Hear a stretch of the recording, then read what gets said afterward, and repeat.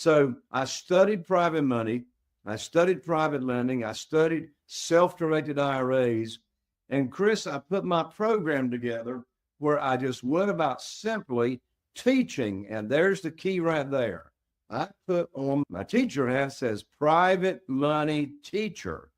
And I just started leading with a servant's heart and teaching individuals, people that I've already got a connection with, that I'm at the church with, they're in my cell phone, I'm at the Rotary Club with them. I just started sharing what private money is and how my friends and connections could be private lenders and get high rates of return safely and securely. You know what's interesting? If you're a real estate investor and are wondering how to raise and leverage private money to make more profit on every deal, then you're in the right place. On Raising Private Money, we'll speak with new and seasoned investors to dissect their deals and extract the best tips and strategies to help you get the money, because the money comes first. Now here's your host, Jay Conner. Good morning, guys, and I'm really excited about today's guest. And what if I told you today's guest is going to talk to us how to get money for your private real estate deals without relying on institutions or hard money lenders.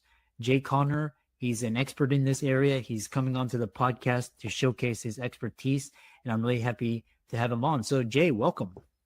Chris, thank you so much for inviting me to come along and talk about what I'm so passionate about, that being private money, private lending, how to get money for your real estate deals without ever having to ask for money. There's no applications. You're already approved. Private money's had more of an impact on my real estate investing business than anything else, all the way back to 2003. Yeah, really interesting. And yeah, and I realized once this door opened, there's this alternative avenue for funding as opposed to just, all that tedious rigmarole that you have to go through the banks. There's this area. So talk about, your journey, what motivated you to explore private money as an alternative to traditional bank loans, and how did it transform your real estate investment journey? Sure. I backed into it, Chris, is what happened. You see, my wife, Carol Joy, and I, we've been investing in single family houses here in Eastern North Carolina full time since 2003. And from 2003 until January of 2009, those first 6 years that we were investing in real estate, all I knew to do, Chris, to get money for my deals, to fund my real estate deals, all I knew to do is go to the local bank, get on my hands and knees, put my hands underneath my chin, and beg and plead and say, please fund my deal, please fund my deal. Applications. I had to pull up my skirt for the banker to look at my personal assets, had to show financial statements, pull the credit score, all that regular, as you called it, rigmarole, and that's a good name for it. That worked out okay, Chris. That worked out okay the first 6 years. But then something changed big time. In January of 2009, I had 2 houses under contract that I was going to invest in. And so I called up my banker. My banker's name was Steve, and I had this kind of conversation many times for 6 years. I called up Steve to tell him about the deals, the amount needed to fund the deal, et cetera. And I learned like that, Chris, over the phone, that the bank had closed my line of credit with no notice whatsoever. And when Steve told me that, I said, Steve, what in the world are you talking about? We've done a lot of business for 6 years. Why are you telling me that the bank has closed my line of credit? And Steve said, Jay, don't you know there's a global financial crisis going on right now? I said, no, Steve, but you just gave me a global financial crisis. Now, I don't have a way to fund these 2 deals. And so I hung up the phone. My first thought was, I sure wish my banker had told me prior to calling him up with deals on the contract. And I wish he had told me that my lines of credit had been closed. But nonetheless, I sat here for a moment, Chris, and I'm going to share a very powerful question that I asked myself right after having that conversation with my banker and learning that my line of credit had been shut down. And here's the powerful question I asked myself. I said, Jay, who do you know that can help you with your problem? And by the way, these people run around saying every problem's an opportunity. I want to throw up. I didn't have an opportunity. I had a problem. Now, that problem actually became an opportunity. If it hadn't been for that problem, I wouldn't even be here with you today. But nonetheless, the power's in questions. So I asked myself the question, who do I know that can help me with my problem? And I immediately thought of a good dear friend of mine, Jeff Blankenship. He was living in Greensboro, North Carolina at the time, investing in single family houses. So I called up Jeff. I told Jeff what had just happened in hopes that he can help me. And he said, Jay, welcome to the club. And I said, Jeff, what club is that? He said, the club of having your line of credit shut down at the local bank. He said, my bank shut me down last week. I said, Jeff, how are you going to fund your real estate deals? He said, Jay, have you heard of private money and private lending? I said, no, what in the world is that? He said, have you heard of self-directed IRAs and how individuals can use their current retirement accounts, or retirement funds? If they're not happy with them, they can be a private lender as an individual, loan those retirement funds out to a real estate investor and earn high rates of return safely, securely, and either tax-free or tax-deferred. I said, Jeff, what in the world are you talking about? I never heard of what Jeff was talking about. So I studied private money. I studied private lending. I studied self-directed IRAs. And Chris, I put my program together where I just went about simply teaching. And there's the key right there. I put on my teacher hat says private money teacher. And I just started leading with a servant's heart and teaching individuals, people that I've already got a connection with, that I'm at the church with, they're in my cell phone, I'm at the Rotary Club with them. I just started sharing what private money is and how my friends and connections could be private lenders and get high rates of return safely and securely. And you know what's interesting? In less than 90 days, I was able to raise and attract $2,150,000 in new funding for my real estate deals without asking anybody for money. And since that time, I've never missed out on a deal, a real estate deal, for not having the funding. And I got 47 private lenders today that are funding our deals. And in 2011, I started traveling the nation. And now these days I do Zoom presentations, etc., sharing with other real estate investors how they also can get private money for funding of their real estate deals, whether it's single family houses. It also works for multifamily deals as well. And I'm just so passionate about it. And I just love to share with other real estate investors how they can use private money for their real estate deals too. Chris, I don't know if I lost you, but back to you, Chris. Yeah, and it's really interesting. I really sympathize with you, and especially with banking and lending. It's so inefficient and cumbersome and just time consuming and just, waste everybody's time when it could be much more. When you learn this back door where you have these either private money lender or you have alternative sources of funding, business funding, like it just opens your eyes. So next, the follow-up question is just walk us through what are the top qualities private lenders look for in a borrower and how do you attract it? And how can real estate investors position themselves to attract private money, especially in this time where we're in this situation where the interest rates are changing and we have a new administration, and how people can take advantage? Sure. One thing, there's three big reasons that private lenders or individuals actually love this opportunity to invest in our real estate deals. Number one, they make a lot of money. Making a lot of money normally gets their attention, right? So it's interesting. I've been paying my private lenders the same interest rate ever since 2009, while the market has been volatile with interest rates ever since that time. I've been paying my private lenders 8%. Prior to COVID coming along, the national average on a certificate of deposit at the local bank got down to 0.17%. About a year ago, you could go down here to First Citizens Bank in Morehead City, North Carolina, where I live, and you could get a 5% interest rate. Today, it's about 4%, and the rates are on their way back down. So I pay 8%. Of course, that was a whole lot more money than 0.17, and 8% today is still double as to what they can get in a certificate of deposit. So they make a lot of money. The second reason our private lenders absolutely love this opportunity to lend and invest with us is because their principal loan amount to us is secure and it is safe. So how is it secure and how is it safe?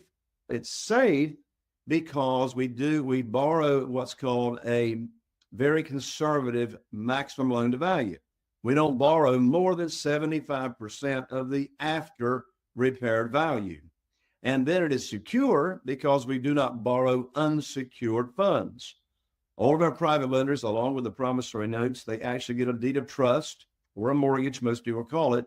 And so that promissory note is collateralized so that they've got a legal recourse. If we as the borrower don't pay them, they can foreclose on the property and they get the property. Of course, that's never happened, but they've got that security as well. And then the third big reason that our private lenders absolutely love this opportunity is because their investment amount, the value of their investment, the principal loan amount is not volatile. And of course, what am I contrasting this private lending opportunity to? I'm contrasting it to the stock market. If someone invests in the stock market, first of all, they already lost money. There's fees, there's commissions, and the value of that investment can be less tomorrow than it is today. In this program with private money, the principal loan amount, the value of that remains the same until cash out, and the lender, the private lender, knows exactly the rate of return, the interest rate that they're going to receive. So there's no guesswork. They know exactly if they put $100,000 into a deal, they know that's an annual percentage rate, by the way. They know that for that year, if they haven't invested the entire year, they're going to earn $8,000 on that $100,000. So those are the three big reasons that our private lenders love this program. They're going to make a lot of money. Their investment is secure and safe, and they don't have to worry about the value decreasing in that principal loan amount. They know exactly what their rate of return is going to be. Back to you, Chris. So I really love this where you're talking about the advantages. And one question I have for you is because you mentioned you were able in this private money lending. First thing is what is the difference for the audience? What is the difference between private money lending and hard money lending? I'm glad you asked that question, Chris, because there's a lot of differences between hard money and private money. Now, in today's market, you got a lot of hard money lenders that are calling themselves private money lenders, and they're not the same thing. By the way, I'm not bashing hard money lenders. Some of my best friends in the industry are hard money lenders, and I say you should establish as many relationships as you can, right? If the math makes sense, do the deal. But here's the differences between hard money and private money, and the list is long, but I'll give you the main differences. First of all, a hard money lender is typically a broker. That hard money lender or brokerage has gone out and raised money, capital, from private lenders. And the private lenders have invested in the hard money brokerage's fund, and then the hard money lender turns around and lends that out.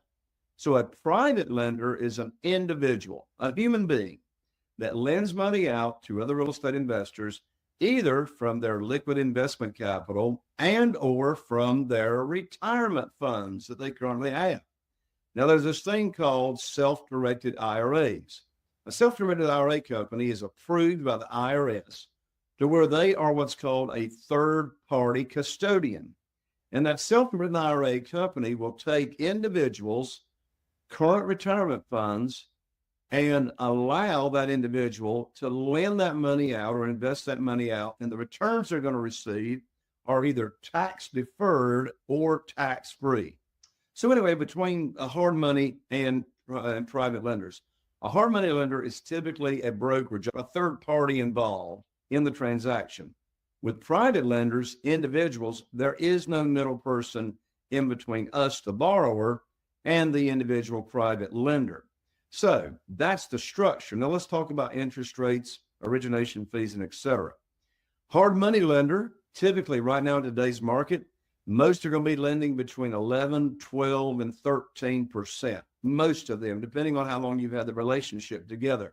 Hard money is 8%. Excuse me, private money is 8%. So hard money is going to have a higher interest rate associated with it. Another big difference is origination fees and points. The hard money lender, that's how they make their money, is by charging points or origination fees. They may be charging 3 points. If you're borrowing $100,000, then you got to take to the closing table, if it's 3%, $3,000 in points or origination fees to pay the hard money lender. In this world of private money, there are no points, right? There are no origination fees, so you're still at 8%. Another big difference between hard money and private money is what's called extension fees. So a hard money lender, the length of the note is typically going to be 6 months or 9 months. And with private money, it's going to be 2 years. So there's no rush to pay private money off. If you haven't paid the hard money lender off in 6 months or 9 months, they may extend your note, but what do they want? They want extension fees. They may charge 1%, 2%, 3% to extend. I know one hard money lender, if you haven't paid them off in 9 months, they charge an extra 1% per month for an extension fee. That's another 12% per year. Unless we have a private money, there are no extension fees. Now, what's another big difference between private money and hard money? And that is, how much will the lender advance to you when you purchase? Most hard money lenders are only going to give you 65% to 80% of the purchase price. You got to come up with the difference in the form of a down payment. But in this world of private money, you get 100% of purchase. If there's rehab or renovation involved, you get 100% of the renovation cost, and you can actually borrow up to you can borrow up to 75% of the after repaired value. That's why, and don't miss, this is a big difference. And that is, when you're using private money, when you purchase a single family house, you get to bring home a big check without taking any of your own money to the closing table. Who wants to get paid to buy properties? So since we can borrow up to 75% of the after repaired value, let me give you a quick little example. Let's say that you're investing in a single family house. It's got a $200,000 after repaired value. If it needs rehab of say $30,000 or whatever, you can buy that house, that single family house, all day long for $100,000, 50% of the after repaired value. But since you can borrow up to 75% of the after repaired value, that means on that $200,000 after repaired value house, you can borrow $150,000. That $150,000 is going to be wired into your real estate attorney's trust account. If you buy it for only $100,000, guess what? You get to bring home a big check when you buy that property without taking any of your own money to the closing table. So that's a big difference between hard money and private money. Hard money, you're going to be taking money to the closing table when you purchase. In this world of private money, you always get to bring home a big check when you buy. Chris, those are some of just the few differences between hard money and private money. Another big one is there's no limit to the amount of private money you can borrow from individuals. There's no limit to the number of private lenders that you could be doing business with. With hard money, there will be a limit to the amount of hard money that you can borrow at one time. And the biggest difference between private money and hard money is who makes the rules? Who is the underwriter? Who is setting the length of the note, the maximum loan to value, etc.? Guess what? This is a 180-degree mind shift. You, as the borrower, you are your own underwriter. Traditionally, institutional lenders, banks, they are the underwriter. They set the rate, they set the length of the note, they set the frequency of payments, they make all the rules. But in this world of private money, as the borrower, we're not asking for a mortgage. We're not begging, selling, pleading, trying to persuade or talk a lender into loaning us money. Instead of asking for money, we are simply offering an opportunity, offering a mortgage, and therefore we set the interest rate. It's not negotiable. The lender's not setting it. It's our program that we're offering. So this whole world of private money just puts you in the driver's seat of having as much private money as you want on the terms that you want. Back to you, Chris.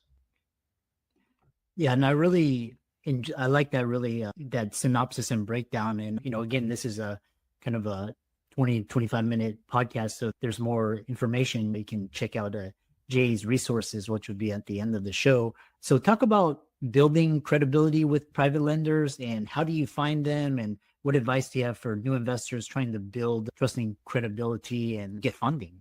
Sure. There's three primary categories as to where you find private lenders. Those three categories of private lenders are, first of all, your own warm market, your own connections, people that are already in your cell phone, people you go to church with, people you are already connected with, people that you already see every week on a daily basis, wherever that may be. So we call that your warm market. The second category of private lenders are what we call your expanded warm market. So I know you will agree that there's a direct correlation between your network and your net worth. So how can you grow your connections? After a while, you're going to run out of your own connections. So how can you expand your warm market? I teach other real estate investors how to blow up your connections and expand it very quickly. But here, for the sake of this show, I'll give you just one example that is very powerful, and that is Business Networking International, also known as BNI, Business Networking International. Business Networking International was founded by Ivan Misner decades ago. And even the small towns in America, even here in Morehead City, we have a BNI chapter. There's about 20 members in the group. And here's the way BNI works. BNI is not a civic organization. It's not about raising money for charity and for other good works in the area. This is a business organization that you join, the local chapter. They truly only allow one professional in each chapter, meaning there's only one real estate attorney allowed. There's only one realtor allowed. There's only one electrician, one plumber, one HVAC, one general contractor, one CPA, one accountant, bookkeeping service, only one essential oil lady. You're getting my drift. There's only one person allowed of each profession.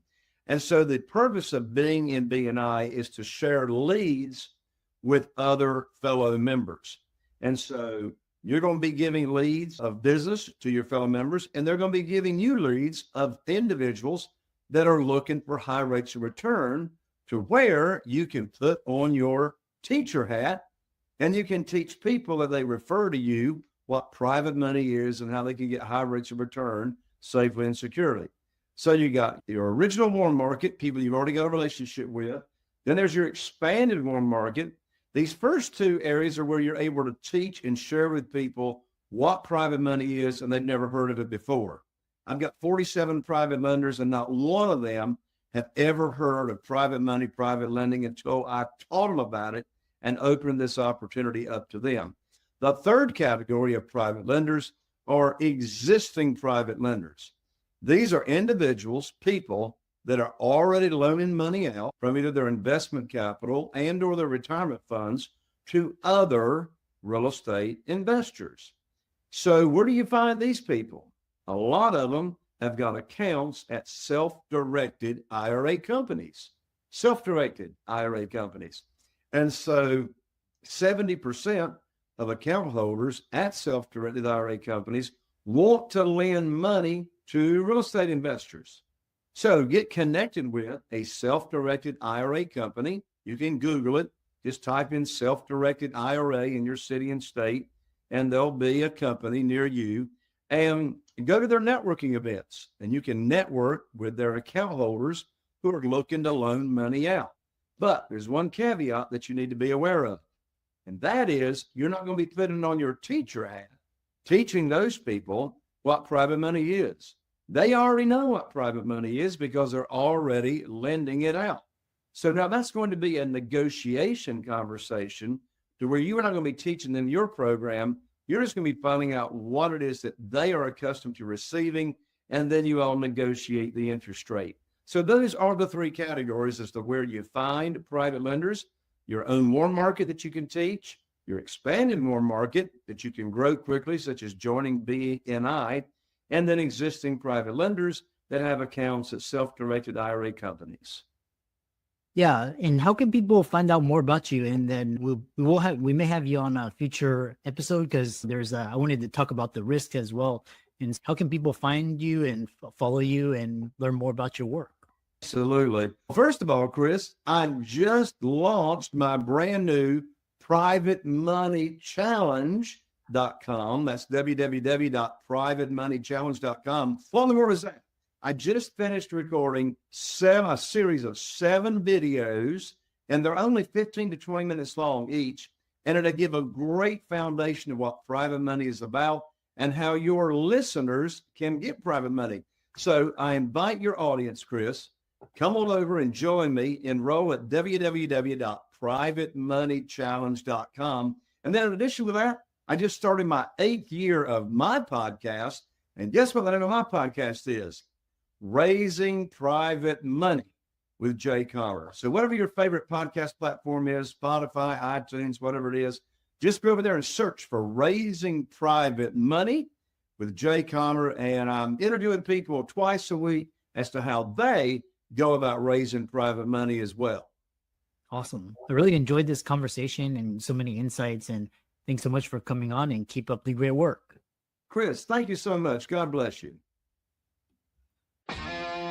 Are you feeling inspired by the knowledge you gained in this episode? Then head over to jayconner.com/moneyguide. That's JCONNER.com/moneyguide and download your free guide that shares 7 reasons why private money will skyrocket your real estate investing business right now. Again, that's jayconner.com/moneyguide to get your free guide. We'll see you next time on Raising Private Money with Jay.